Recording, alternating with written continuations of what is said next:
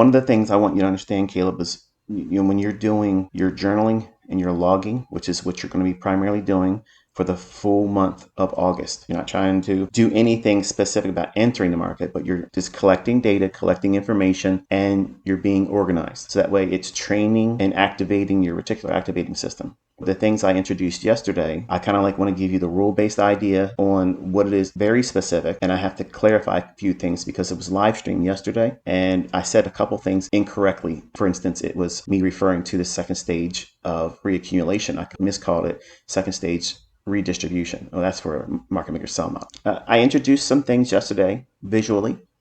I talked about what the market was going to do, why it should behave a specific way, and how you should be comfortable sitting in front of the charts, observing, and not trying to force yourself into trying to pick a direction so you can impress dad. The upper left-hand corner is my 15-minute time frame. The lower left-hand corner is a 5-minute chart, and then the upper right-hand corner is a 1-minute chart. And for teaching purposes, so I'm going to give you a little bit of lesson on the price delivery continuum theory, which is where we go through all of the time frames. And all the time frames, as I mentioned yesterday, this is it. I'm not using anything higher than a 15-minute time frame because it's intraday trading. You don't need anything above a 15-minute time frame. Most traders, when they're developing themselves, they rush through this. And this is such an essential part that I can't stress it enough. And I've done it a lot in lectures, is focused on slowing you down in the initial stages because you're too quick to run out there and try to make money. And you don't know what you're supposed to know. You don't even know what it is that you should know and what you should avoid doing. And I'm going to cover a little bit of that today. Also, how to organize your chart. And then I'm going to show you what you need to be doing as homework. That way you can go in and start looking for very specific things that your eye will jump to. Doesn't mean that that's going to be your model. It just means that that's your first one. And it's an invitation for your personal interest, what you gravitate to initially, wherever you are in your development. I have to allow that part. You have to give yourself permission to have that part as well. Because if I force you into, we're only going to use breakers, order blocks, we're only going to use fair value gaps, it's going to alienate a large segment of you and you will be left behind in your development. That's not proper learning. That's not a hallmark or a signature of a good teacher. Initially, I want to give you the protocol that you go through every single day. So what do you do with that information? How do you journal? How do you log what it is that you should be observing and studying each day? And then referring back to that same information on an individual day-by-day basis on the weekend, whether it be a Saturday or a Sunday. This is our day to ground ourselves. That is the day where we rest. We don't try to trade. We don't try to formulate any kind of hardline ideas. We go back and refer to what decisions we made, what actions we took, and or actions that we should have but didn't, and identify opportunities that we weren't able to see then. And then encourage ourselves through journaling saying, these are the things I did right. And these are new opportunities for me to investigate and look into because this was something I didn't have the luxury of understanding or identifying at the time. You should not care what anybody else thinks. And if someone takes the time to congratulate you or say, well done, you need to dismiss that as well because you're not trying to fuel ego. You're not trying to allow anyone to influence you negatively either. But that same element needs to occur in your journaling, which means you have to filter out all of the toxicity that you're invariably going to reach into and say, I didn't do that right. That was stupid of me. I should have saw that forming in the chart. Or I saw it, but I ignored it because I wanted to be right. You're not trying to parent yourself. You're not trying to be dad, mom, overbearing. What you're trying to be is the best coach for someone that you love. If you're trying to coach someone that you genuinely love and you don't want to break the spirit of and you want to encourage that person, you should love yourself just as much as you love your spouse or your children. You have to have some measure of respect for yourself. And tearing yourself a new ass in a journal is not going to help you get better. You're not trying to play a drill sergeant, but you're leaning heavily on coaching, encouraging. Yeah, you may have not observed a specific function in price delivery, and it just happened to be probably the biggest run of the day. In your infancy and your understanding, you don't see those things forming yet because you haven't had an experience doing these very things I'm going to show you today, and then studying it and looking at old price moves. This is exactly what you need and must do. You will not be consistent. You will not be consistently profitable. You will not be comfortable waiting for setups until you've done this part. Now, I'm forcing Caleb to do this for a month. Yesterday, I talked about the process of not going above a 15-minute time frame. Now, when you have a model that you're risking money behind, it's important to refer to those things. But right now, the only thing you're trying to do is get familiar with reading price action and getting over that fear of missing moves and fear of not knowing. The fear of not knowing what's going to happen next, it's like a barrier. You feel like you can't break through this invisible force field of, I wish I could know what it's going to do next. Then I could be profitable. And I'm telling you, that's not true. But it has a necessary role in your overall development, and it needs to be the first thing. Where's the market likely to move directionally? Where's it going to gravitate to? And what time will these moves form? If you have the ability, put all 4 charts up on the screen like this. Your upper left is 15-minute time frame, lower left is 5-minute, upper right 1 minute. You can put a 15-second chart. Not that you need it, but you're going to find out today that it is very, very informative. The 15-second allows me to get into a move if I missed my ideal fair value gap, or if I have a limit order and I have the order sitting inside of a level that I feel pretty confident that it's going to trade to. Sometimes I have had limit orders where it goes up and touches the limit order, but doesn't go above it for the spread. And I've had one instance where it did go above and the spread should have afforded me the fill, but it did not fill me. That's the real world. That's what's going to happen to you. You're going to have limit orders that don't get filled because we're using such a degree of precision. That is a welcome struggle. That's a challenge that I enjoy having. Whereas right now, when you don't get your fill, it's a struggling point for you to wrestle with, why did that thing take off without me? I'm never going to get another move. This is the only move I'm ever going to capture, and I missed it. That's what you think. That's what you feel. But me and my students that have done these things for years and years now, we're comfortable with, well, I was trying to be so perfect and precise about where I wanted to get in at so I can have a very, very small stop loss. It didn't fill me and it started running away. So I didn't get my best fill. We don't get upset about that.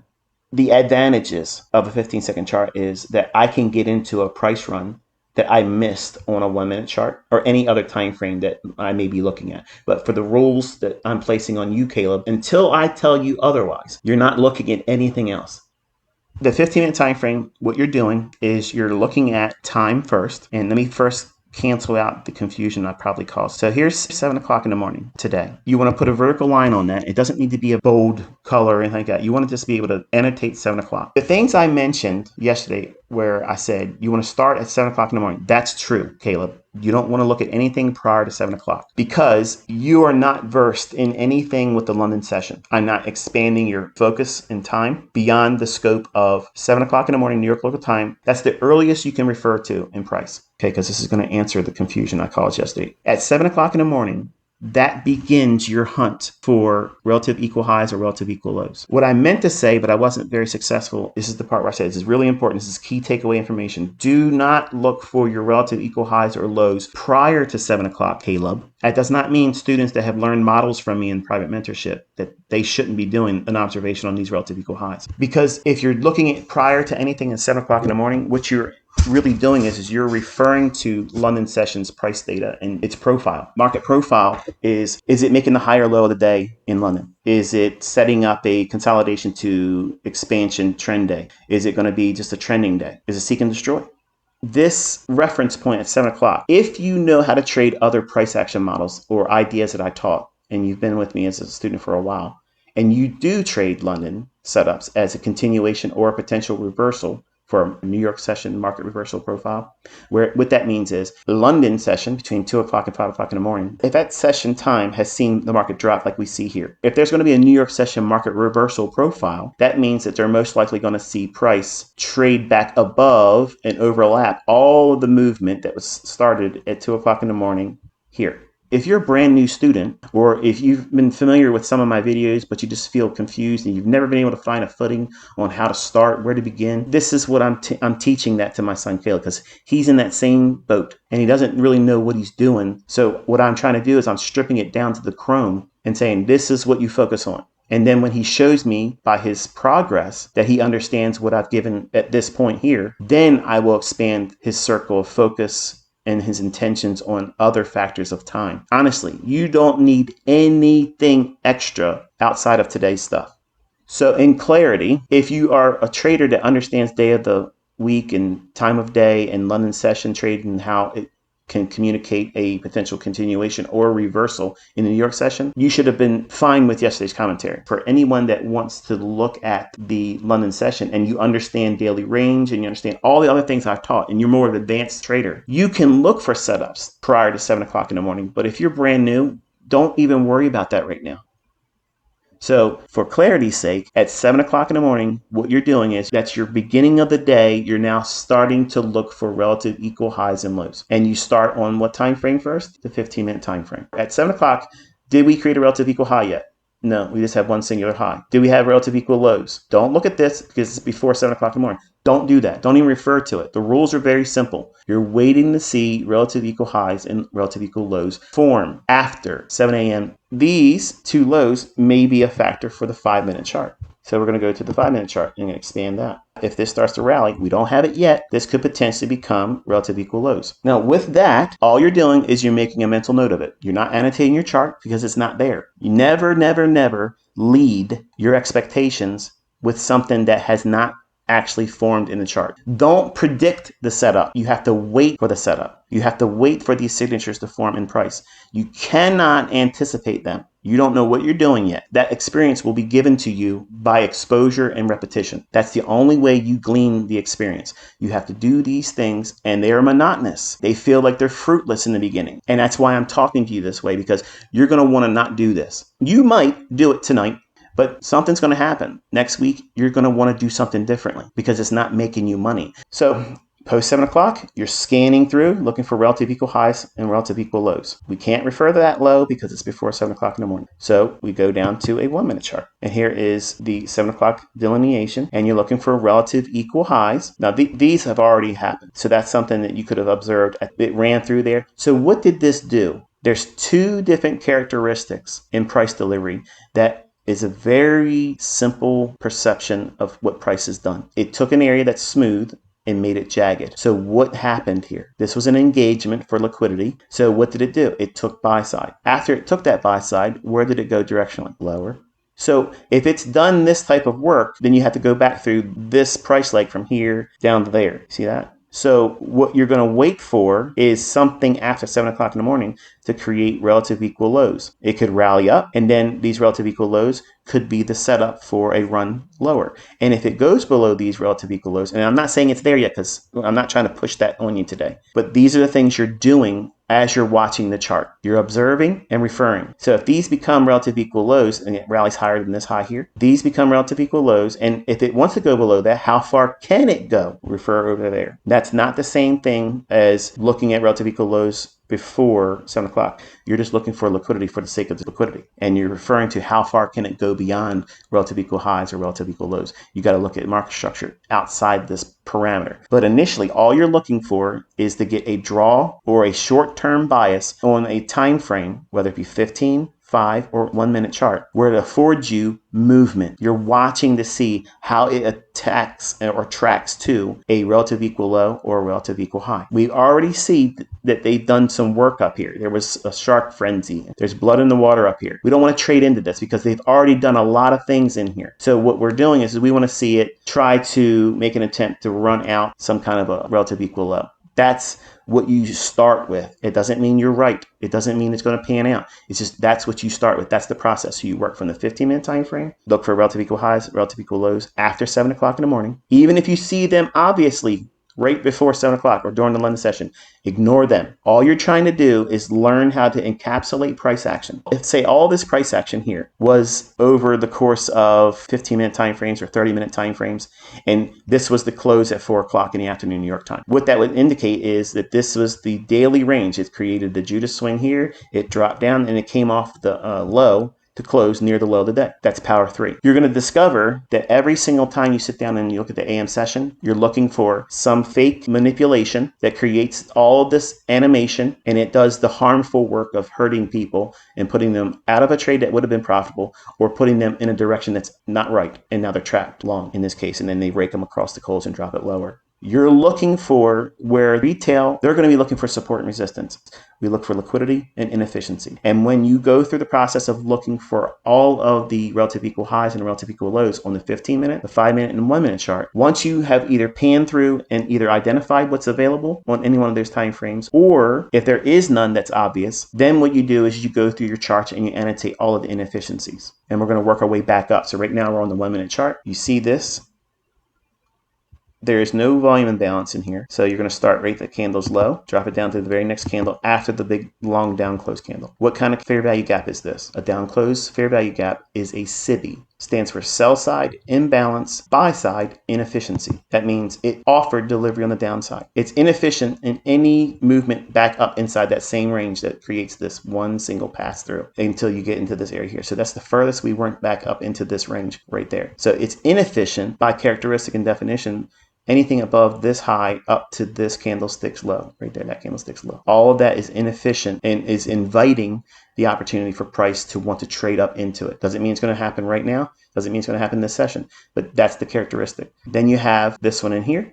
We've already worked this one there. So there's a small little section between that candle's low and that candle's high. Your eye will jump to these little gaps where they may seem insignificant to you right now, like from this candle's high and that candle's low. Essentially, this is what's remaining in that little small section. And I'm telling you, I've entered trades and recorded myself doing it with real money and shared it with you where I've used levels just like that and placed limit orders just below it to get filled. And then over here, this inefficiency, I always want to refer to the original fair value gap, but noting what level of inefficiency is still available. That means the small little section between this candle's high and that candle's low. So I always keep the original fair value gaps, the levels, because they're key. They can be used again. They're influential. It's not so much that I'm only looking for the remaining unfilled portion. I am aware of seeing that because I can see the difference between the high of the fair value gap and this high of that candle. So I'm not trying to make any special distinguishing note of it, but in my mind subconscious, I know that it may go back here just to tap the high of it and then it'll be it. Or if it goes above it and comes back down, then I could use this candle's wick and the halfway point of it. That's how far I can retrace back down into it, and it becomes an inversion fair value gap. When I have a candlestick like this, when you're annotating your inefficiencies, we have this one here. There's no volume imbalance up in this segment. To here, is that accurate? Look closely. What's wrong? The low of it needs to incorporate that volume imbalance right there. The volume imbalance is the separation between one candlestick's body and the very next subsequent candlestick. If the bodies don't overlap or at least touch, there's a volume imbalance there. You have to incorporate that. That is your fair value gap because the wicks are not the true narrative. That's where the damage can be done. Yes, the algorithm repriced up into there a little bit. That's fine. Where's the body? Right there. The volume imbalance right there, that tells you if you have that and any wick in there, just completely disregard it. Only if it's a wick that's below the consequent encroachment, which is the halfway point here. So any wick that reaches up to that level or less, ignore any of those wicks. You have to take it to the body of the candle. Okay, so that gives you the true, real fair value gap, or in this case, a SIBI, sell side imbalance, buy side inefficiency. So extend that out in time, and the market goes right up to that high, and then folds and creates what right here? That fair value gap between this low and this candle's high. And you see it trade right up into consequent encroachment plus a little bit more. Why? Because the algorithm is affording anyone that uses this information, that uses this level as a entry point, they have to offer them the spread or they won't get their fill. And that's why you get this little bump right above right there. So you have all of these levels here. You want to go through the charts and you want to highlight these things. Since we have done this work up here, where we had relative equal highs here and here, how do you know it's a high probability relative equal high? When the right side that is identified as a potential relative equal high, the right one is going to be slightly lower than the one on the left. We have that here. We don't even need to see this ahead of time. We just need to see, okay, it ran that. You might identify it after it does that run there. And then you start seeing it break down. At the turning points or potential turning points like this, all of my PD arrays have an inversion aspect to them. Every single one of them can reverse their role. This is a note that's real important for you. Inversion fair value gaps, the ones that are really, really trustworthy, the ones that have the highest degree of working in your favor, depends on your understanding of what I taught you yesterday and I'm building on here. Whereas we have an area that's smooth after 7 o'clock, so the 7 o'clock in the morning starts the AM session. On the 15-minute time frame, the 5-minute time frame, and the 1-minute time frame, you're hunting relative equal highs and lows to form after 7 o'clock. Well, we have that here. You may not have had the experience to anticipate this run up. That's fine. You don't need it. Remember when I first taught breakers? The idea of waiting for a stop run and then wait for the market to come back down into the range prior to all that run up, and then wait for the bearish breaker. The bearish breaker is this candle and this candle. The most sensitivity is going to come inside of the lowest down close candle prior to the run up, because you have a high, a low, and then you have the stop hunt and then the reversal. Well, that's trading with a breaker. Inversion fair value gaps, if you have a gap inside of the range that creates the bearish breaker, as we have here. Now remember what I taught you. A down close candle that is a fair value gap is a SIBI. A up close candle right here, this is the opposite, which is a BISI, B-I-S-I. Buy side imbalance, sell side inefficiency. This is going to be a huge step in understanding narrative and understanding directional bias and also reversal patterns. This fair value gap here, if you don't understand what you're looking for and you don't have the element of time and you trade back down into this fair value gap, you might be lulled into thinking, well, wow, this is an opportunity for me to take one of those ICT fair value gap buys and go long. And then it's to your detriment that it reverses and collapses on you. Understanding that it's 7 o'clock, post 7 o'clock, we have relative equal highs. It rallies after, remember the new week opening gap I talked about yesterday? You're going to discover, Caleb, that your model is going to be gravitating towards those new week opening gaps. That's your model. You're going to be trading in that direction. But before we get to that, you have to be able to look at small fluctuations around segments of time that will have a repeating phenomenon, that they all look very similar to one another. It's a fractal, but the fractal element is only repeating and verifiable on the time frames I'm teaching you to focus on right now. We're not going anything higher than the 15-minute time frame. But this buy side imbalance, sell side inefficiency, that fair value gap, is going to have a roll reversal. That is an inversion fair value gap. So the market creates this fair value gap after this run here. You don't want to use that as a buy. We're so elongated and stretched out from London, and it's past 7 o'clock in the morning. So now we're in an AM session. AM session characteristic is always, first and foremost, characteristic is retrade back into the London range. The London range is whatever the highest high and the lowest low was between 2 o'clock in the morning and 5 o'clock in the morning. Now I'm going to slow things down here. So if we're anticipating a rally up because of these relative equal highs, and it's after 7 o'clock in the morning, and it creates this type of reversal scenario where it breaks down, your eye should go right to, are we looking for relative equal highs or relative equal lows, or are we looking for inefficiencies? You have to go with what the chart's given you. You can only trade with the premise of relative equal lows or relative equal highs if it's in price action. If it's not there, you can't refer to it. So if there's nothing else in price, because we want below these relative equal lows there, what's left now? At this price point right here, if there were not anything else on the chart yet over here, this is the only candlestick at the time. Where does your eye go? Well, you'll naturally go to this, but my eye jumps to the stop hunt here and the breaker. And from the breaker to the high where the stops were taken, is there a fair value gap? If there is, I'm going to navigate away from the breaker, and I want to have that premium level right there. That's the one I want. Everybody else might be trading down here. They might get a fill right there, and they won't be comfortable trading into this high here or right there. See where it's stopping? The market breaks down. That Q, working off of that inversion fair value gap, that drop, and it creates this gap right there. That right there is the sweet spot when you're bearish and you have everything behind you that's in play. It's your optimal trade entry. It's your model 2022. It's right there. And then this becomes a selling point. And now what do you have at this point? This low and this low. And what time of day is that? 8 o'clock.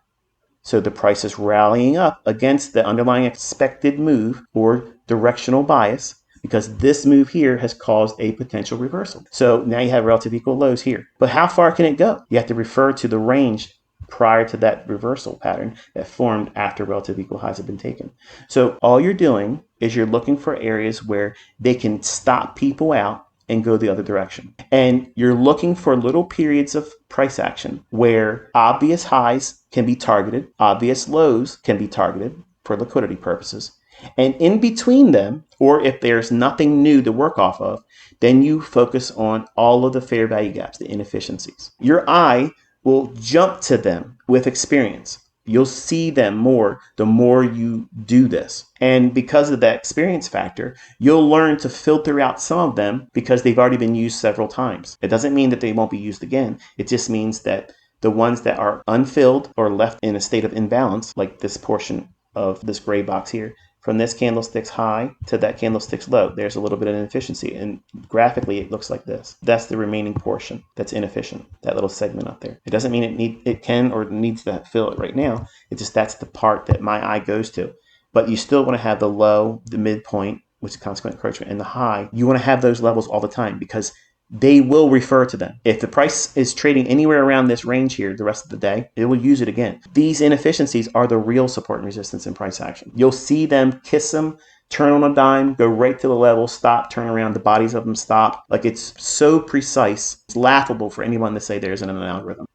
So if we have an inversion fair value gap here, after these relative equal highs have been traded through and it starts to break down, go into this price run here. That's your breaker, where it runs up and tags all the stops, gets people stopped out. If they were short, they're not allowed to be profitable. Or trick them into a long trade, and then when they start raking them across the coals going lower, they're unprofitable. If that's the case, your eye goes into this price run. Is there a fair value gap there? If there is, extend it forward and then wait for it to trade up there. Don't sell yourself short and only look for the return to the breaker or the low point, because it's going to trade right back up into that. And if you go back and look at your examples, maybe you've taken trades, whether it be live, demo, whatever, or maybe you've done some annotations and chart work and journaling, and you were focusing on studying on the breaker. Go back and see if this signature doesn't appear in some of them, and maybe some of the things that you would have taken as a trade there, or maybe you've taken and got stopped out. This was the factor that you didn't see it happening. And notice that this is the only buy side imbalance, sell side inefficiency. And once you have a valid return here and it sells off, what you should be focusing on is all of the SIBIs. Until the narrative is likely to change bullish, your focus goes to only looking for sell side imbalances. That means a down close candle that has a segment with the previous candle's low and the subsequent candle after it has a high that doesn't connect. And the only bridge between those 2 points is the down close candle in between. That's your fair value gap. And it's specifically a sell side imbalance, buy side inefficiency. And by having that, what that does, it removes the ambiguity, and it gives you a very specific process of saying, I'm only focusing on these specific fair value gaps. There's specific fair value gaps, Caleb, that I want you to focus on. The very first fair value gap prior to a stop run, always have that one noted, and that's why it's colored red here, because this is a change in a direction, and what this is doing is acting just like an order block. It's just change in the state of delivery. So I'm incorporating narrative where the market goes up after 7 o'clock, stop hunt, change, breaks lower, comes right back up into inefficiency, but to a very specific fair value gap. It's the first one prior to a stop hunt. There's going to be lots of times where this doesn't form, and that's okay. If it's not there, then you use the breaker. It's very simple. It's the last down close candle, okay? But your stop needs to be above the highest high of the consecutive down close candles, because this is all the bearish breaker, both of these candles here. So your stop has to be above that. How much? Two ticks maybe, 1 tick. Many times I've used this the high, because if it's really good, it really won't like to go back up into the full range of that. So using the very high of that, in my case, it would be fine. Not if you have this gap here inside the leg that has the stop on. Because if you have that, then you could potentially see a whole return back up into this, and maybe a little mohawk, a little tiny little spike above outside with the wick of the candle, but the body be inside or below that gap. So that's all part of stop management. But that changes the state of delivery, meaning that we went up to stop out, and then this is where everything algorithmically changes.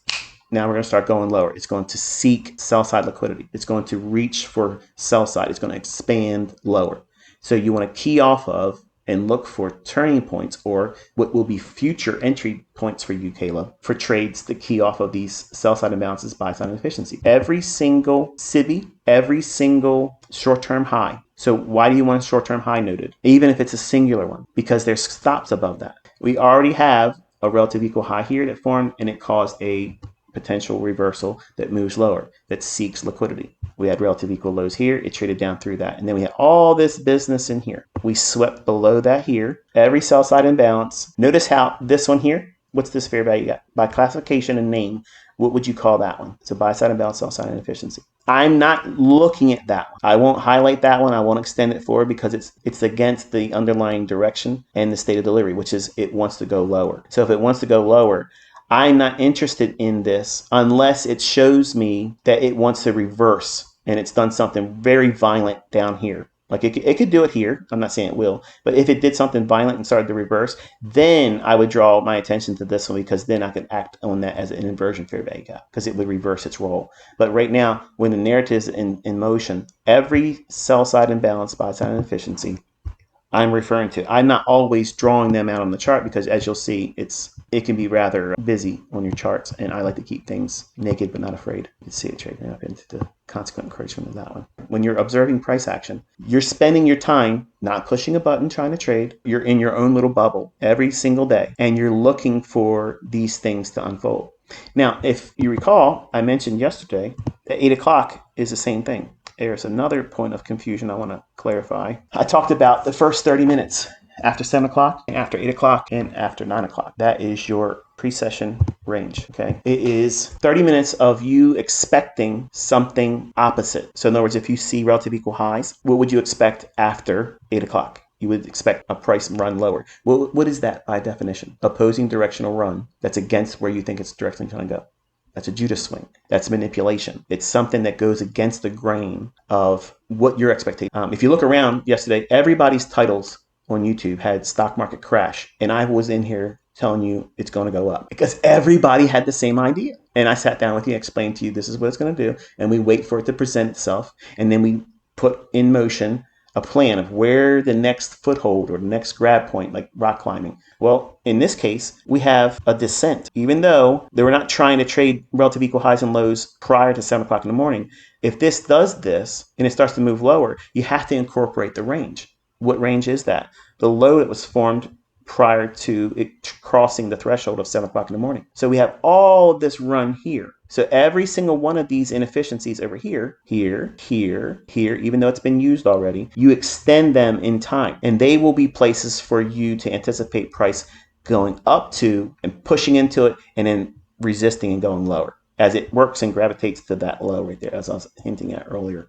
The pre-session or pre-market range after the top of the hour, whether it be 7 o'clock, 8 o'clock, or 9 o'clock. These are your 3 windows of opportunity. So right away, we can study and see, okay, there was really nothing in here except for these 2 right here, these little small little ones. So what did it do? It rallied up. Where'd it go to? You have a stop hunt. The market broke down. So this is a shift in market structure, and this is a optimal trade entry. A shift in market structure. Measure your high to your low, 62 to 72% retracement level, and 70.5 level. Now you're learning the signatures that present a greater degree of precision and managing your expectations in the narrative. How are you going to incorporate all these things and trust holding on to a trade? So now we're going to go into, we have each hour at 7 o'clock, in this case 8 o'clock, and at 9 o'clock. What you're doing is you're starting the whole process all over again. You're waiting for relative equal highs to form or identifying relative equal lows. At 8 o'clock, you can look prior to 8 o'clock. You just can't look prior to 7 o'clock for relative equal highs or lows, because you're trying to work inside the range of the morning session. Okay, and the morning session is essentially 7 o'clock to 11 o'clock in the morning. Technically until noon, but 11 o'clock for me. I like to be done by then. Frankly, I like to be done by 10:15, 10:30. If I can get something on and be paid out, I'm done. I don't need to do anything else. You may not like that. You might want to be for the whole day. Once you have a turn in the direction like this, and the market's likely to draw lower, you'll see that by focusing on only one side of the marketplace with the inefficiencies, as we have here, it's moving lower. So every SIBI is extended to the right. Whenever you see the market trade through them a little bit, you're going to wait for it to cover over top of it and then break back down through it. And then it will act as what you expect it to do. Many of you, when you see me talk about inefficiencies, fair value gaps, SIBIs, BISIs, all that business, you anticipate that, once it gets into here, all you got to do is sell short right there. That's not it, folks. You have to anticipate a measure of manipulation. What was the price doing here? I told you it was getting kind of sloppy. We had this inefficiency, yeah, but what else is there? You have this energetic drop that created that SIBI. For anyone that's short, they're going to put their stop loss right there. Well, that efficiently done been removed with this bump here back into an old SIBI, and then you have a market break down. Look at the work around the halfway point, which is consequent encroachment. The market drops, opens again here, breaks lower. We have an inefficiency. The bodies are telling you, yes, this is going to go lower. Why? Because it stops right there. See that? The wicks are allowed to do what? A little bit of damage. Is it going to random locations? No, it just bumps the bottom of that SIBI over there, right there, and then works lower. At 9 o'clock, the same thing. You can look at any relative equal high or low prior to 8 o'clock up to 7 o'clock. If you're going to be trading with longer term price runs, how do you hold on for longer trades? In that case, you're going to have to look at the previous day's range and what is the previous day's low? Or if it's going higher, what's the previous day's high? And that's your next logical level to reach for. But I don't want to give Caleb anything beyond the scope of what I've already covered because it's giving him way too many things to worry about. And if you're brand new, you're probably feeling that too. In short, what you're doing is at 7 o'clock, that starts the hunt for relative equal highs or lows. If you see a disruption like we were talking about yesterday, where it's jagged, you see how it's nice and jagged? That's indicating it's probably going to go the opposite direction, especially if you have all these other supporting factors where that would have been a breaker. This is obviously a high probability inversion fair value gap. It hits it here, respects consequent encroachment, breaks down, and then we have another return in here. Here's an optimal trend entry as well. Your mindset is, okay, I'm looking for lower, and it breaks lower.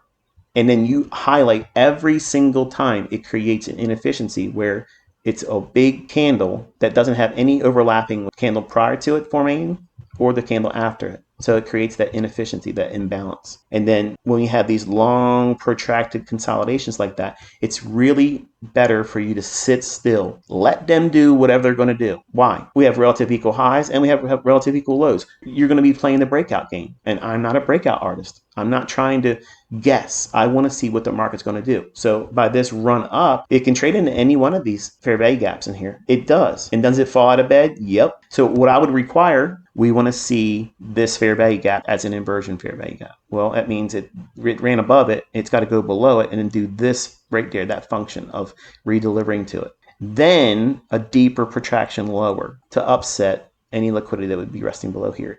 As much as, and to the degree of reaching down into that low over there because that's the low in London. You see that? When you have your charts, Caleb, I'm only interested in seeing anything before 7 o'clock if the range of the morning session trades to the London session low or the London session high. Other than that, I don't want to see anything on your charts beyond this. So all your charts are going to have about 6 o'clock or so, just to get a little taste of what London was doing. And then everything else in your charts needs to be very simple, but I want 9 o'clock delineated, 8 o'clock delineated, and 7 o'clock delineated. And any formation of relative equal highs or lows, I want you to annotate them. And the way I want you to annotate them is, don't use this. Okay, I want you to draw, hold down shift as you drag it over, it'll keep it straight. And I want you to annotate it like that. And that's the relative equal lows and the relative equal highs. I said yesterday, when you have both of them, you wait for them to take one side out. What does it do? It runs higher. So what's it going to attack now? That one. And it runs down below it. As it is right now, if there was any trade taken or no trade taken at all, you would do nothing because it's already done a whole lot of movement and it's back in an area where I wouldn't want to see it as a trade back in this SIBI again because we've already done once, twice overlapped it, respected it, and now we're back inside of it again. That is low probability, and it could fall out of bed and crash 1,000 points a day. It still wouldn't be a trade I took because it's against the rules of me wanting to use it. It's been overlapped and worked multiple times, and it's done enough. So your day would be complete here, and you would capture everything just like this, and then you would annotate it. Like this would be an area where you could highlight or type out any observations or what you felt about this movement here. In this little area here, you would annotate in text. So you would just take the text and say something like this, and just simple little statements like this. And what you're doing is you're highlighting your focus here and here and here. And up here in this segment, you can do something like, I like how it reacted off that inversion fair value gap. So what you're doing is you're cherry picking points of reference for your journal. And when you see the chart again the next day, like tomorrow, when you sit down, you look at price action, you refer to what it did yesterday. And these levels will be subconsciously retained as significant, and it'll reinforce it subconsciously as a memory worth holding on to. And then when the weekend comes and you go back to your journal and your charts and you have these little annotations, You annotate your charts. That way you have something that when you refer to on the weekend, it is a positive reference. You do nothing negative. You say nothing negative. You criticize nothing negatively. And you draw out the things that are useful information. And when you do that and you look at it on the weekend as a reflection, you're never looking at things through the lens of regret. You notice that? And what does that do? It manages your fear and greed. It manages regret. If you missed a move, you've logged what you're focusing on. So when you look at an old chart, you're not looking at, man, I could have went short here, or I could have went short here and held for all this move down here. That's what everybody does wrong. Until you develop skill sets to manage your emotions and your expectations, and you do that with your journal, with role-based ideas. Until you appreciate the level of responsibility that this puts on you, you won't understand it. So you have to have an expectation on price at a time of day. In this case, you have 3 specific times of the day. And the first 30 minutes after 7 o'clock, after 8 o'clock, and after 9 o'clock, if there is relative equal highs or relative equal lows below the marketplace, then you want to see a move the first 30 minutes go in the opposite direction up. If there's relative equal highs that form after 7 o'clock, after 8 o'clock, and after 9 o'clock, that first 30 minutes, you want to see the market drop. You want to see a measure of manipulation. It doesn't have to only be in that first 30 minutes. But in my mind, I'm thinking, I want to see that. And if I got that and it was given to me in delivery price, then my interest in this move is even more peaked. I'm really interested in it. If it doesn't do it, I'll wait for more information because it might have a deeper retracement than I would have expected initially. And then I'll wait for a breakdown, and then having all these inefficiencies extended over, the market will refer back to them. And then all I have to do is wait for a bust to get there and then ride that thing down to Southern Town. So another suggestion, I want you to start measuring all the price swings, okay? And it'll teach you range finding, how far prices can run. You're going to take the fib and your high here. You're going to take that and anchor it to the lowest low at 7 o'clock. And this is what my Fibonacci settings are. All right, so 2, which is 1 standard deviation would be about right here, and then 2 standard deviations. And then you got 2.5, which is usually like the extreme for like the wick purposes, where it can just get outside the range of what you would reasonably expect. And that's kind of like a ballpark figure. Same thing happening on the 8 o'clock hour. You're going to take the fib from the high to the lowest low at 8 o'clock. So we have almost all the lows in here. And then we have the Fibonacci at 9 o'clock to the highest high at 9 o'clock that it formed thus far, and the lowest low up to 9 o'clock. So we have this area in here, this area in here. Look how close in proximity that is. And then you have this one here, starting at 7 o'clock. These are all ballpark estimates where it gives you a feel for how far it can reach mathematically. By itself, that's absolutely useless information. But when you incorporate it with real range, like we have over here, so we have below this low, that's definitely something that's possible. And if it really wants to be animated and go below that low, it can go as far as this level down here. And it got real close to it, but fell short of it. And that's fine. Which is one of the arguments when we start doing entries, when I start teaching you how to actually get into the trades and what you're holding for and what it's likely to give you in terms of a profit or target, how to say, okay, this is how far it can go, but where's the highest degree of probability where even if it doesn't go to that specific target, and that's the perfect case exit point, where am I going to come to the conclusion that this is an appropriate level for me to escape the trade and be content with that, even if it moves beyond it, and see if it still goes 200 handles past where I get out. I don't care because this was such a lion's portion of the move. I'm content with that. These are types of strategies I use. I look for the expansion below the underlying market structure, and I reference it with those specific elements of time. And I don't demand that they give the highest high and the lowest low. I'm looking for a convergence of these levels in agreement with an actual old low or an old high. It doesn't need to be relative equal highs or relative equal lows. It's just reaching for another pool of liquidity. But for this model that you're learning, you're looking for relative equal highs to form after 7 o'clock or relative equal lows. And you're going to look for them to target that very draw on liquidity. And then as it goes to the next hour, if you don't have one or it worked off of one already, as it did here, at 8 o'clock, you wait for it again. And you measure that directional bias where it's likely to go. And if it is likely to go lower, This is the thing you're supposed to walk away with in terms of the learning today. Your eye jumps to all the sell side imbalance, buy side inefficiencies. That means the down close big range candles. They're all by themselves that I'm highlighting on. Your eye jumps to those. So when you're going back and you look at last week's charts and you do this every single day of the week, and we sit down on the weekend and we look at this week and you'll have last week. So you're going to show me 10 charts or 10 days of data.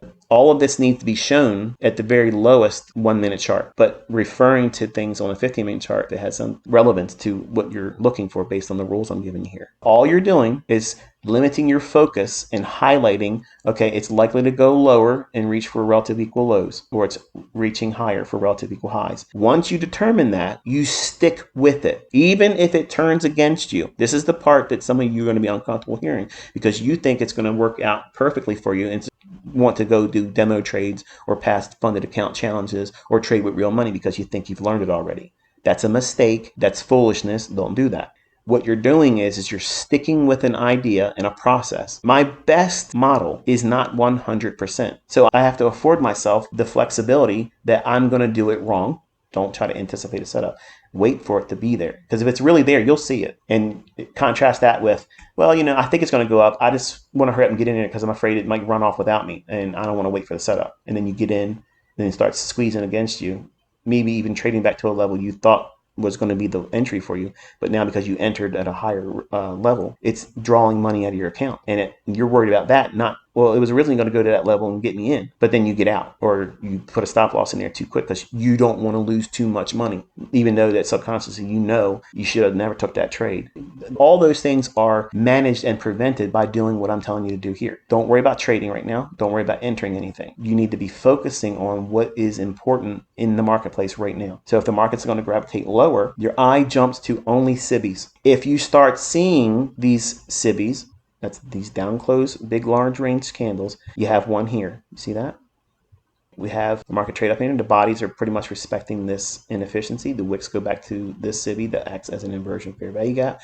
And then we have this nice launch lower, disrupting all these relative equal lows here. We expand down through it, and then we trade back up to it, breaks lower, and then what does it do here? It disregards it. So now something has happened down here. When you're looking at it spread out like it doesn't look so obvious, but when you do something like this, take a step back. If you feel like you're losing touch, zoom out or go to a higher time frame and step back away from your charts. Look at it from across the room and you'll see that this looks very jagged. But when you're zoomed in real tight, it doesn't look jagged. But this is a disruption, and as I mentioned earlier this morning, this would be a potential area to look for it to draw down based on any assumptions of this being a reversal pattern as I outlined with the breaker and an inversion fair value gap. But this right here is made jagged. Smooth, made jagged. So what will we do? We look for buy side. Buy side would be this high and this high in here. It trades above it. We don't really have a high to work off here because this is the highest one and it goes down as we go over here. So it's this high here. So this is a potential run on this high here. And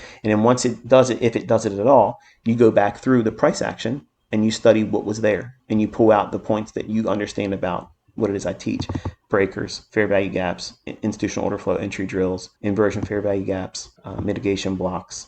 When you do that and you're identifying every single one of them you can see in hindsight, because you're collecting these screenshots and you're expressing your observations in your journal, what will happen is your eye will start resonating with one particular entry model. What is an entry model? If you think the price is going to go lower, what is the catalyst that puts you in your trade? That's your multiplier. That's the thing you're betting on panning out. And based on where you're trying to get in at versus where the stop loss should be, relative to that trade idea, you're trying to make a multiple greater than 1 of whatever you're risking. You don't need to have 2 to 1. You don't need to have 3 to 1. You don't need to have 4 to 1. You don't need to have 5 to 1. You just need to be able to see and anticipate fluctuations in price that are reasonable, and it gives you something to study, because the first lesson you need to know is how you're going to interact with that. As soon as it starts moving and it starts being quick about it, even if it only moves 10 handles, you're going to have a surge of adrenaline. And you're not even in a real trade. It's a demo trade. But because you're seeing something that you anticipated and it starts to run in your favor, that sense of accomplishment and satisfaction is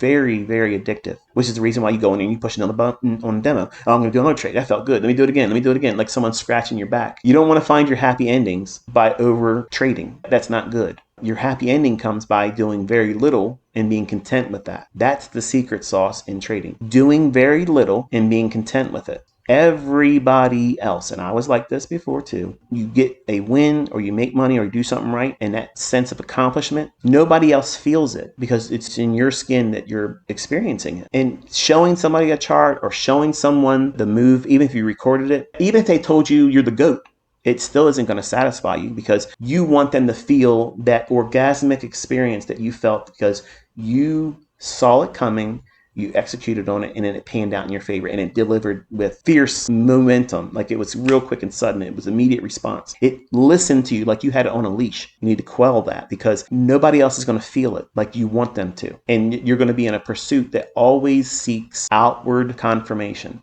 By you doing everything in your journal and you being an island unto yourself, that means everything you do, you're in charge of this corporation, this enterprise that you're creating. You're the CEO, you're the employee, you're the janitor. You got to take the trash out. You see it, and sometimes it's going to stink. You got to clean the toilets. You made that mess. So you should be focused on trying to keep everything positive, filtering out negativity, and also managing your exuberance because you don't want it to be a sugar high all the time. Because just like fear can paralyze you and cloud your mind, when you think you can't do anything wrong, that's usually when you are going to fail your worst. Like it says in the Bible, it says, pride goeth before the fall. You don't want to be so high and lofty about yourself in terms of your thoughts about yourself at any time, no matter if you've been doing it for 30 plus years or if you just discover your own routine and then now it feels like a model that you can trust. You have to really keep yourself protected from becoming emotionally stimulated by your ability. And it needs to be boring. It needs to be monotonous. It needs to be like a business. Yeah, sure, I'm going to do all this stuff and that might yield me X amount of dollars if I do it correctly. But you're not focused on that because in the beginning stages, you want this to be so routine and so dry and boring. You can't be emotional about it. It's just making money or managing losses. That's it. You have to reduce it to that. And that's what a business does. They're not in the business of worrying about if they're still going to be in business. They're not doing that. They made money with a business model and they stick to it. And what you're doing with this is you're starting your own business model, Caleb. You have to think about it like that. And everybody that you allow to influence you or have an interaction with you, they're all going to tell you something that is ass backwards.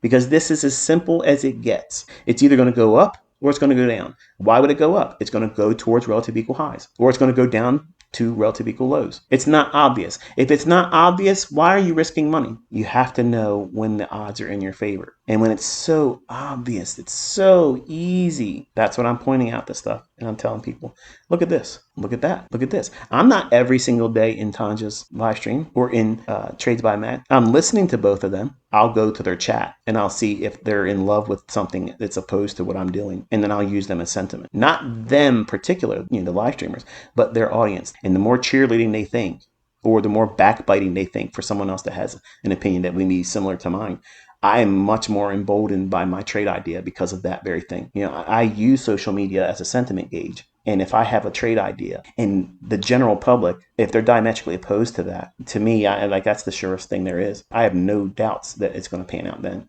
If I'm bearish, I want people to talk about being bullish. I'm going long or I'm long this. Man, I love that.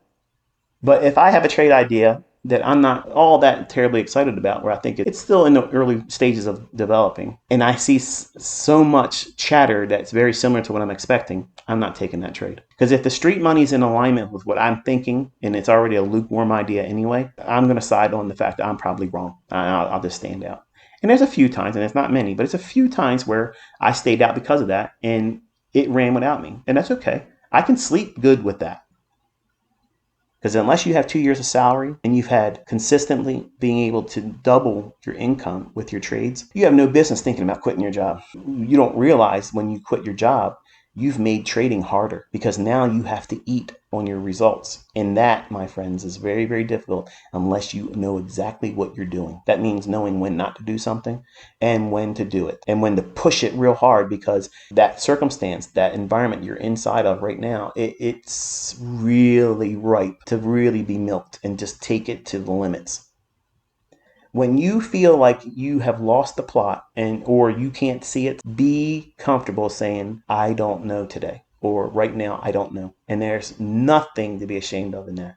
I'll be more proud of seeing you do that when I know with experience, this is dog shit. It's not going to do anything. It's going to be unorganized, and it's going to do a whole lot of unfulfilled delivery of price. That means it's just chopping around and moving around without any real rhyme or reason, because it can stay in a range, a defined range, and do nothing extra outside of that. And I don't want to be involved in an opportunity like that. I want to have where it's easy to run to a range low. What range is that? Well, it could be the range of the 7 o'clock to 8 o'clock hour. It could be the range of whatever the highest high and the lowest low since 9 o'clock, or at the opening at 9:30. All these ranges have the potential for you to have your own unique model. And once it trades to them, you get out. You're not trying to get 100 handles every day. But some of you think that's what you should be doing. I have students that have one contract trades. They never do more than one contract. And they're doing $20,000 a month after month after month after month, and they still keep their job. They still have their insurance. They're not trying to impress me with, I'm trading 2 contracts now. They're like, I don't need to change anything. This is good. You know what that is? That's maturity. I love that, because that's someone that listened. That's someone that did the personal inventory on how they interact. How do they engage price action? How do they work within the constraints of being in a state of not knowing for sure what's going to happen, managing themselves, following the processes and protocols, and just submitting themselves to the process and being content with enough. 20 grand a month. Do you earn that at your job? I promise you, most trading influencers on social media don't make that in their trades. And I'm certain she could do a whole lot more than that. I'm convinced that they could, because they only take one setup a day. They have a one-trick pony mindset. They're not trying to bring every ICT bell and whistle into the conversation. They wait for one simple little thing. And when it happens, they take the trade. They have their stop loss. It's reasonable all the time. And then bang, once it trades to a high or a low that they know liquidity is resting at, they're done for the day. And it doesn't matter to them when it has these big range days. How about having something like that as a mindset initially? Not that you have to aim for $20,000 or you're not successful. If you just make 1/4 of your income a week and you lose 4 times out of 5 trades, but you are still able to net that, is that failure? It's not. When you are brand new, you better expect to have those types of results as a first rung objective or goal, because you're going to flounder in the beginning. You're going to feel like you don't have what it takes. And you're going to look at days where it's challenging technically. You know, there's days where the market may appear it's going to do so obvious. It's going to go here or go there. I'll get tripped up in that. I might come into it with a case of the ass. I'm mad about something that happened. A guy cut me off the other day on the road, and I'm still pissed off about it. You know, I'm trying to exact revenge on this guy. I'll show him. He doesn't even think about me now. And that's what we do as humans. We bring in all of our mental baggage, and we want to have a triumph that reminds us that we're more than what everybody else thinks of us, or what we think of ourselves the previous day. What do you think it's doing here? Just like we had over here, we had a disruption. We have a disruption down here. So where is their relative equal highs? Here and here. So what are we looking for? We want to see if it can muster the ability to poke its head above high of the day over here. We have inefficiency here. This could be an immediate rebalance. Immediate rebalance is when you have a extended range or a candle that goes up and then it drops back down and just touches the candle high and then starts to run to an objective or liquidity or inefficiency, something like that. We also have this fair value gap here. In this case, I'd like to see this fair value gap stay open, not traded entirely down into that candle's high, and then reach up here. So these are all little drills and exercises you can do that will eventually lead to trade entries and trade stop placement and management. But more specifically, it teaches you expectation, anticipatory price reading, where you study charts real time and you're watching price, so they can be seen where at one time it could be looking very much like it's going to be a down close candle, and all of a sudden it flips and goes the other direction. That's a dynamic, fluid environment. You want to be able to see price action. If you think you're going to trade well and consistently without having that exposure to price, like, you can't skip that part and be good. I promise you, it doesn't work. Nobody ever gets consistently profitable without doing some measure of forward testing and back testing. It may be minuscule for some that are very, very gifted, but it's usually failure without doing it. When you start understanding the things that I'm outlining, you'll see that there's plenty of opportunities. There's so many opportunities that are there all day long. But because you have painted yourself into a corner, you think that there's no way that I'm going to be profitable unless I get the big run of the day. So I'm going to start hunting just for the big run of the day. And you might miss the ideal entry point. One of the key takeaways by doing this mentorship with you is I'm teaching you to look at price with these little tiny little pieces of repeating phenomena. And they happen at specific times of the day. They happen at a measure of frequency that is sustainable. It is going to repeat weeks and months and years in advance. As long as there's a market, these things will manifest. They will repeat over and over and over again. All of them will not be profitable. The majority of them tend to be. So I'm setting your expectations and trying to calibrate your expectations to a degree that you should not be expecting perfection. That's something that should be first and foremost. Don't expect perfection. Don't expect everything that you do to be without pain. It's going to be hard, especially in the beginning where you feel like I have the best of the best. Dad's giving me the best of the best. So therefore, I should have no expectations for adversity. It's going to be really, really hard because you don't know the outcome. And as much as you might want to dismiss it psychologically and say, I have the best of the best, you still have to endure the waiting of this to pan out. And you still have to go through the process of developing like the rest of my students. There's no shortcuts around this part. This is the stuff that every single profitable trader does. And this is what they do to make that money. They got to be in front of the charts. They got to submit themselves to the idea. When they co-sign and say, okay, I'm going to assume a trade and take on that responsibility and risk. They have to agree on if they are wrong, this is what they have to lose. And why compound that by saying, I'm taking a trade into the ether for the sake of being able to say you did it when you don't know what you're doing yet, or even when you first find profitability. Young men tend to want to do that because making money, it wasn't enough for them. Being profitable wasn't enough for them. They want to be lifted up on a pedestal and say, you are a goat. And that's a sign and character flaw that is synonymous with men. And I don't want you to grow into that. I want you to be humble. I want you to be modest. I want you to feel like you're blessed. When this is something that you can do on a consistent basis, the best measuring stick is being content with what you did, how you did it. When you trade and live your life like that, you will have no drama. You don't owe anybody anything. You don't know anybody on social media an explanation of how you're doing. But if you choose to do that, do it tactfully. Do it in a manner where it's disarming. You're not trying to make anybody else feel like they're inferior. And here you go. It pans out. That was a immediate rebalance. Immediate rebalance is here. It trades down, touches the candle, rallies up. And then we have a order block. It trades down into that and then expands up to there. I said I wanted to see this stay open here because that would act as a breakaway gap. And then, this should have been the immediate rebalance there. And then the next candle is it rallies up and then it's trading back down into this down close candle, which is an order block. It rallies up. It completely closes in this inefficiency. One more time, taps into it there, and then finally reaches up. I would absolutely be done. I wouldn't touch anything the rest of the day. Why? Because we have traded down. We had a disruption, took out the sell side after we had a disruption here, and then we've come back and touched the high of the day. So I wouldn't want to worry about trading in the afternoon. I wouldn't worry about doing anything. I would be content with whatever it is that you've done, whatever you've collected today in terms of insight, experience, logging, encouragement, whatever that is, it would be content and left right where it is right now. But I want to drop down into a 15-second and kind of tell you what I was talking about as we started this live stream. So here's the 5-minute price run in here. And this is the immediate rebalance right there. So I'm going to draw a little line on that. And as you see, everything I'm doing here, it's highlighting it on the 15-second chart. And now we can take our attention over here. So I annotated everything that I was talking about and expecting on the 1-minute chart real time with you. And now we're inside this price run.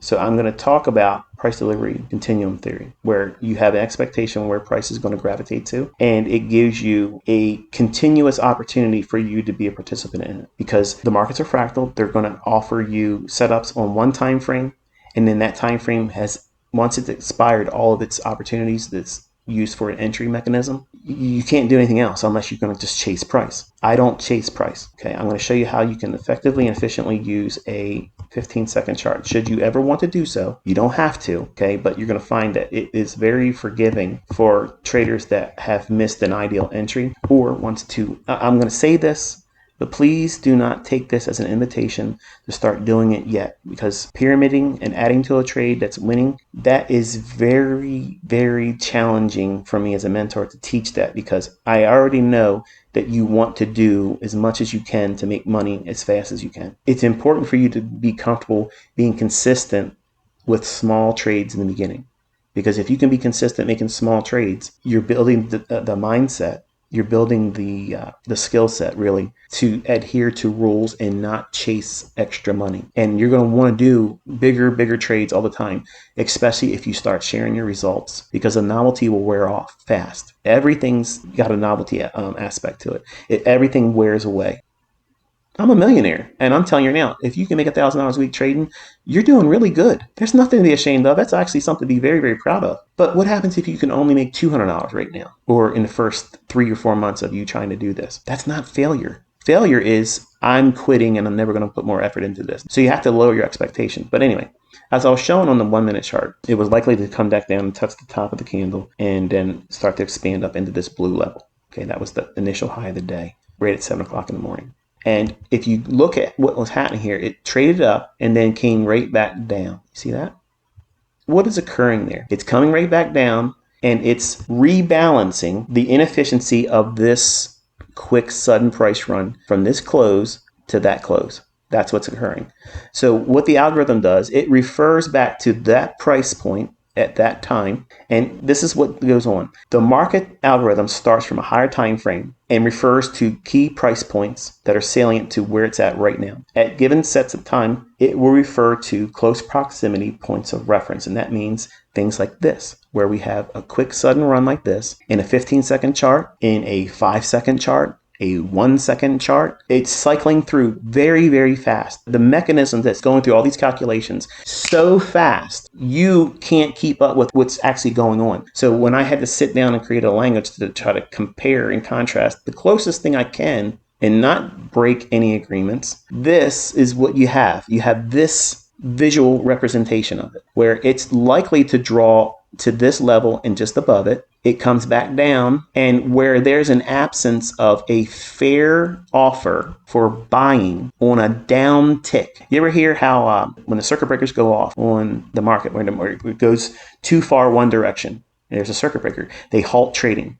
Say, for instance, the market goes down too fast, too much at one time, and they pause trading until the market starts to tick up. Okay, there's a lot of high frequency trading algorithms that operate and engage in the marketplace like that. So they're not trying to buy when the market's expanding up. But what their algorithm seeks is these inefficiencies here. And then once they get inside that range, once it meets that threshold of trading into it, then it trades the first down tick after that. And then their algorithm fires entry orders to get long, knowing that the algorithm is repricing here. If you have the benefit of looking at time and sales, you can look at how many contracts were traded here from here.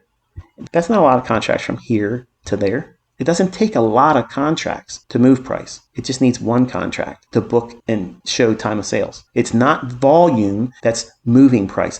Volume precedes price. That's a textbook right out of every retail language book there is. Volume precedes price. What does that mean? There's going to be a lot of volume in this area down here. Why? Because it took stops out. What's below here? Sell stops. So volume will be larger here than it will be in here, because this is all discovery. This is all going to levels that are outside the range. And while there might be buy stops above this blue line that I indicated, the further above that line we get, the less volume there will be, because everybody wants to have a stop loss real close to a level. And it's thinner as it gets up here. And that's why you start to see the price start having all these big gaps, because it's pressing higher and higher and higher. The algorithm is just going to reprice higher. Whether you want to be a buyer or everybody collectively wants to be a buyer or not, it's programmed to keep offering that price, because someone is always coming in with a sell order at market and a buy order at market. And guess what that does? It gives you the counterparty, and it's going to book price. There's always some market orders coming in, always. And the algorithm knows that that function of liquidity is always present. So it will constantly offer higher prices, and it doesn't matter how many Tom, Dicks, and Harrys from Goldman Sachs or all these large investment firms, no matter how much volume they got or they're trying to push into the marketplace, they're not pressing price down. They might gloat and say, yeah, we did this, we did that, but they're not doing shit. They're stuck in the same delivery paradigm that every one of us is too. The market's going to go where they're going to go regardless of how much buying and selling pressure there is, period, end of story. And the common equation, or not equation, but analogy I like to use is when there's a limit up move in the marketplace, how many contracts does it take to cause the market to open up limit up? Say you're trading silver and the markets are closed and we open up limit up. How many contracts does it take to cause that trade to be locked limit up? Just one contract, because it's price oriented. But it opened at a time when that first price was offered at the furthest extreme that the exchanges will allow. And that means that you have a limit up move. So buying and selling pressure is not it. It's time and price. So in here, we have price dropping down to overlap this inefficiency. There's no gap in here, is there? Is there any gap in here? Sure there is. When there's a inefficiency, if it comes down and closes it in, I'm not done with it. Relative equal highs. Here, fair value gap. It trades outside of it, comes back down into it here with a 1 minute immediate rebalance. So it's trading down to a deeper discount. So this is your first return in after taking the buy side here, but this is left intact. So this is still in play. So it's dropping down. That right there would have been a 15-second long for me. If I would have been buying down in here, or if I was long here, this would be another area where I could go long and add another partial. But it couldn't be larger than one contract. Why? Because we're long in the tooth with the price run, and my limit order would be just above here. It wouldn't be up here. The low-hanging fruit is just above here. That's all I want. That's where the largest degree of volume is going to be, because the order is going to be closer to the levels that are expected. The algorithm is going to reprice because it's going to do the function of what a wick does, where it does the damage. It colors outside the line, just like your son or daughter will. And she's doing exactly what she's coded to do. But I need to be efficient with executions and remove the element of fear and greed and regret. So I'm going to take where it's obvious for me to get out. If you start getting out at the highest high and getting in at the lowest low all the time, you're going to experience broker problems. They're going to slip you. They're going to do requotes and you're going to miss. Because if they've been B-booking you, and you'll know they've been B-booking you, if you start getting that kind of stuff and you're winning, then they'll start messing with you because you're taking money out of their hands. You can get mad about it all you want. Oh, it's wrong. It doesn't matter. You gave them permission when you signed up. If they can get you out with the liquidity, then they will, but they can't guarantee it. So the 15-second chart, when you see things on a 1 minute or 5 minute chart, it gives you opportunity for you to get in alignment. Now, let's just say for sake of argument, when I was calling the 1 minute immediate rebalance and expecting it to run up here, that is a 40 handle run or more. Let's say I missed this opportunity to be long there. We have a down close candle inside of a fair value gap that came back down into an old inefficiency as well after the first run above here. This is all extra credit stuff. This is more or less not for you, Caleb. It's for the people that are familiar with my stuff. When it trades back down into this down close candle here, that could be a buy for me as well. That one. And we can look at this little gap right there. See that? That's all it takes. It trades down to here. My limit order would be just above midpoint of that wick. I'm not demanding it gets me filled in there because I may not get it. So I'll be a little bit more forgiving in placing a limit order there. And then I could use that to get in sync with the run if I felt like it was going to go higher. I'm just teaching on the basis of how to use the 15-second chart and how it gives you a plethora of entries. There's so many entries offered on a 5-second and a 15-second chart that you don't see in a 1 minute chart, but the algorithm's doing the same thing. You mean to tell me everybody that learned from Online Trade Academy in supply and demand, that they're all looking at 15-second charts and they're stopping the market right at these levels? Their buying is stopping it right at those levels and it's keying off of that stuff precisely? You're full of shit. It ain't happening, Jack. It's all algorithmic. And it doesn't matter how many buying and selling of specific number of contracts, the price is going to go where it's going to go because it's scripted and it's going to go there based on time. That's the way it works. The 15-second chart affords you that as a mechanism. It also gives you the ability to reduce your stop loss. Okay, make it a little bit tighter. Not that you should be trading with really early small stop losses in the beginning, because it's important for you to read price appropriately and effectively and efficiently first. And then eventually, when you're into the part of taking trades where you have to manage real risk and real money, then these types of conversations are much more pertinent to the discussion. But I wanted to kind of outline something real time and give you a feel for how you can make bread and butter setups and they're real easy to see. If you understand where the draw is, what it's done, it made something jagged down here, and it made something jagged down here, and it left that high and this high in place. It's relatively equal. When you have the chart spread out like this, it doesn't look like that. But when you compress it, we're back in the same discussion of, okay, it failed to get back to that one. So the second one was lower. So what does that mean? It's a high probability relative equal high. The market will reprice to that because it wants to disrupt. That's what the market does. Okay. And when you understand that, you'll do better in your trades.